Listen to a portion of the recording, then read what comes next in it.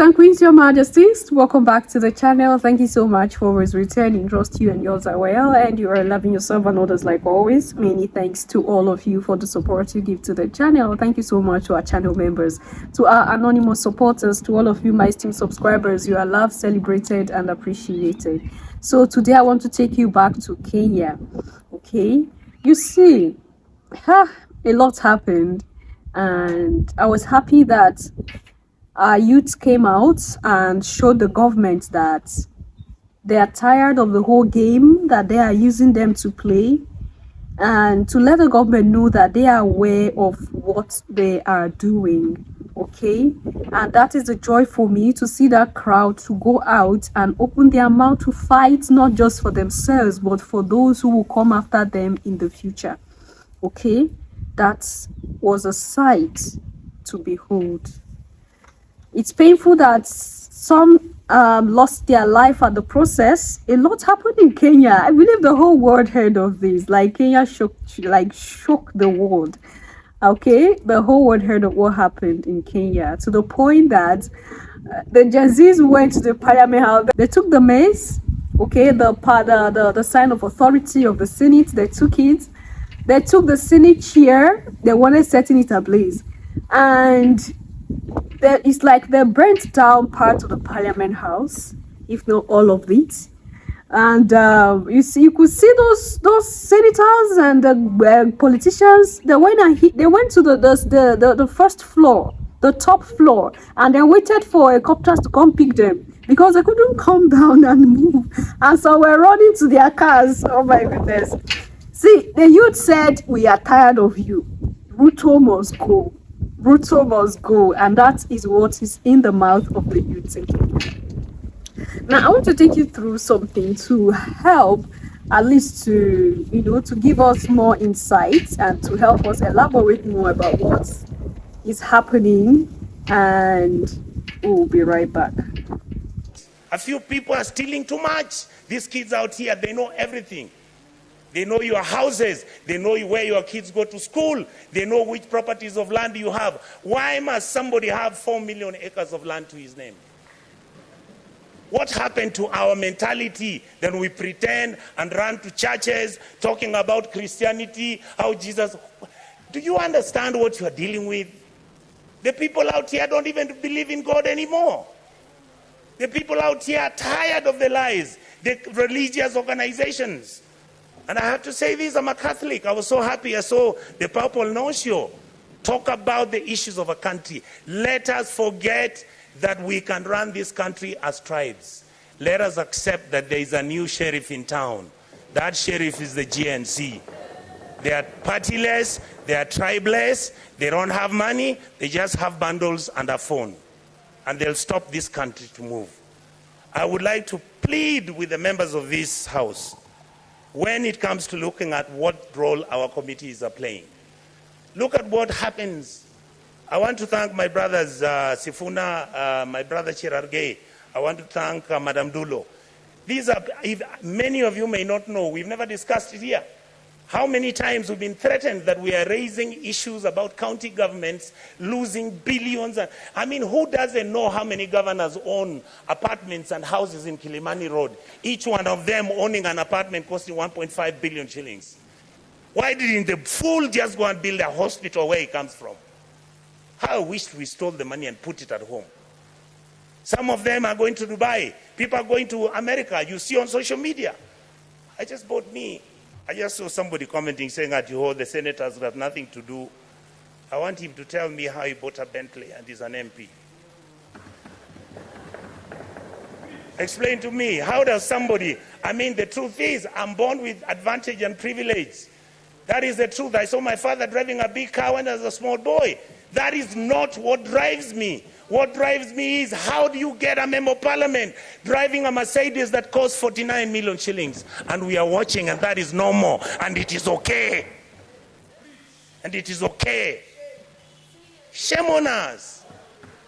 Then we make sure this money doesn't go to the schools. We make sure that hospitals have no money. We start building hospitals now. We want the poor people to come to those hospitals. Poor people can't come to Nairobi Hospital. They can't come to Aga Khan. Some of them can't afford Kenyatta. You saw the other day, Kenyatta has a debt of 6.6 billion. The Eldoret Hospital, Eldoret KTRH, has a debt of 3.9 billion. When you ask, they tell you we don't know where the money went. Are we fools? Do we need to buy houses which have got 15 bedrooms and drive 19 cars and put them in your parking lot, and you want 10,000 acres of land? You want a ranch? You fools, you go and buy a ranch in Australia. This is where we are. We keep blaming the police. The policeman cannot do anything. Have we ever gone as a Senate to go and see where the police lives? How he takes his kids to school and his salary is 19,000. And this house has to start thinking about those things. We guys must begin, and we ladies and gentlemen in this house must begin to agree that we can reduce our salaries, that we can drive smaller cars, that we can wear counters. In fact, the only thing I'm very annoyed about the president, I'm the one who started wearing counters. Now he has given Kaunda a bad name. I want Kenyans to love counters the way I loved them. Let us wake up, Kenyans. We can't play football. Money comes from FIFA, it is eaten. World Rally Championship, money comes from there, it's eaten. You go, you want Kenya Lawn Tennis Association, they only want 50,000 to hold an international tennis tournament. Not even a minister appears there. But when the minister is traveling out of the country, he's got how many people? Private jet, goes to Dubai, books one of those hotels, luxury hotels, and he comes back to Nairobi with the same 9 people he took with a private jet. And you assume that the Gen Zs don't know. These days they track you. They can know which private jet you took, where it went, and how it came back. Many of us are worried because either because of history or because of what has happened, we have got a lot of money now, we are owning so much land. Please allow us to have spatial planning. Your land, we can have an implemented law in this house to protect your even identity. But please don't stop stealing public land. Let us have mercy at our people. You saw people from Eldoret and Kakamega talking about, our chambers which our grandfathers left for us. Now you guys who are MPs and senators, you come, you chase us away, and then you throw us into court. You go and bribe the courts. And I want to talk about the judiciary. We respect you. We know that you are most of the time under the pressure. We know there are certain things which you can even be blackmailed. But we want to hold you at a higher standard. We must hold the judiciary at a higher standard, the legislators at the higher standard, and make sure the president is also at the higher standard. That is how we can move as a country and stop this nonsense. We behave like monkeys running through a forest looking for bananas without knowing whether it's the bananas they want or it's oranges. I really, really want to say this, Madam Speaker, finally. I was nearly giving up on my country. I have changed my mind because of today. The young men who are fighting for this country have done us proud. Let us treat them with dignity. Let us make sure we engage them. Let us stop doing the things which make them angry, desperate, and upset with the ruling class. The truth is, if this country breaks down, it takes all of us down. I can tell you, I was in South Sudan when we were doing the comprehensive peace agreement. I visited as a minister, as a young minister, to go and do what was called a referendum. I've been to Khartoum. I have been to Mali. I've been to a country in West Africa. I'll remember the name, Madam Speaker. You look at how people have been treated and how the political class has treated their people. Everybody looks destitute and everybody is desperate. Let us change our ways. We can run the country peacefully, make sure everybody is a person of dignity. Let's treat our people kindly. A country that never takes care of its most vulnerable is a country that is not worth talking about. So I want to ask the political class, I want to ask all our auditors, I want to ask all members of the county assembly, please members of the county assembly, your job is to oversight, the MP's job is to oversight, and the senator's job is to oversight.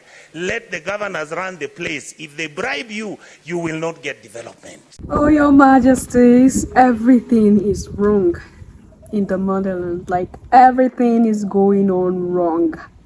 And like he said, it is high time that we know that people see, not we, because I'm not part of them. It's high time that the government, the politicians know that people are aware of the game that they are playing. It's high time that they know that people, especially young people, are aware of the games that they are playing. A lot was said. He said a lot of things. He said a lot of things. You say there is no money, but you keep spending money buying private jet, expensive cars, building houses of rooms. You heard 15 rooms, one person.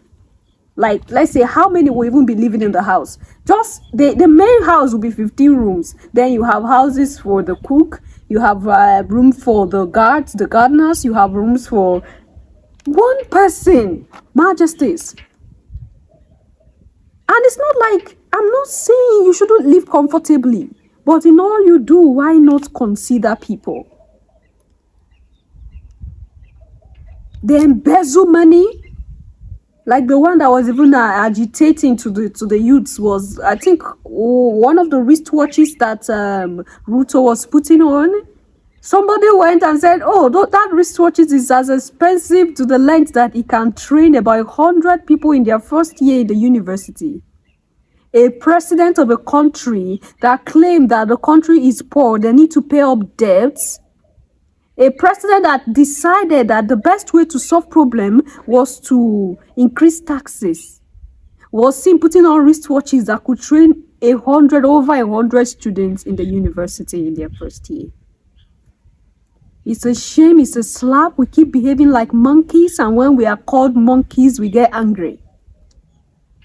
Majesties, let's be frank. Like, let's tell ourselves the truth, like he said. The Chinese man will call the black man the stupidest set of race, and we are angry. We are agitated. Why would a common Chinese say that to us? But we are behaving like it. We have money, we take it to China. There's no rich man in the continent that have money and remain. Oh. When you are rich, people expect that you be living abroad. That is when your own richness is valid. When you're not living in Dubai or traveling to Dubai every weekend to go and spend the weekend, or you don't have a Bugatti, a Ferrari, or you know those expensive toys, you don't have them, you don't have private jet, they won't see you as a rich person. You have your money, you take it to Swiss bank. You have your money, you take and go and invest in America. You take and go and invest in Europe. But Africa is here, and we are being insulted every day by these same people you take our money to go and develop their countries. Europe and America are living on our money, our wealth, our resources. They have mouth to insult us. Why? Because our leaders gave them that liberty to. I don't know what they gave to our leaders to drink. I don't know what they gave to them to smoke. I don't know how they hypnotized them. This is not just Kenya, it's the whole continent, Your Majesties. Someone will come and talk sweet, put the person there now. The person will still do the same thing. What are we saying? Nothing is coming to save us. We are the ones to work for our salvation. We are the ones. Okay? What the Gen Zs do is beautiful. Just that the fear I had is that, and I believe is still what happened, the enemy took advantage of those movements and did a lot. Okay? Now, Kenya will all be in debt the more, because they will have to look for money to build and develop those places that were destroyed out of anger by the Gen Zs. So I don't know where we are heading to. I don't know. What do you think, Majesties? Leave your thoughts and opinion there at the section, and I'll see you in my next one. Until then, love yourself, love others, stay safe, stay positive, always, Your Majesties. Bye for now.